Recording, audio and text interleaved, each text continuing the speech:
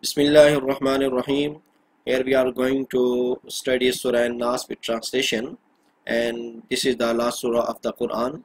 And this surah and the previous surah, Surah Al Falaq, were revealed at a time when some people tried to cast magical spell on Prophet Muhammad sallallahu alaihi wasallam, and some of the effects of this magical spell was also showed on them, and Prophet Muhammad SAW and Ummah was also asked to recite this surah and the previous surah in the morning and the evening to avoid the magical spell.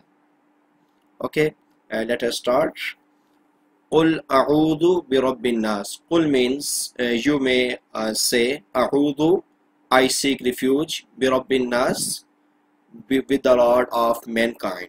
And the whole verse meaning is, say I seek refuge with the Lord of mankind, Malikin nas, the king of mankind, Ilahin nas, the God of mankind, min sharril waswasil khannas, from the evil of the whisperer who withdraws when Allah's name is pronounced. In this ayah, whispering means evil thoughts and scribbles created in one's heart. Normally, this is done by Satan, but when Allah's name is pronounced and his refuge is sought, he withdraws from his evil act. Alladhi yuwaswisu fi sudurin nas, the one who whispers in the hearts of people, min al jinnati wan nas, whether from among the jinn or mankind.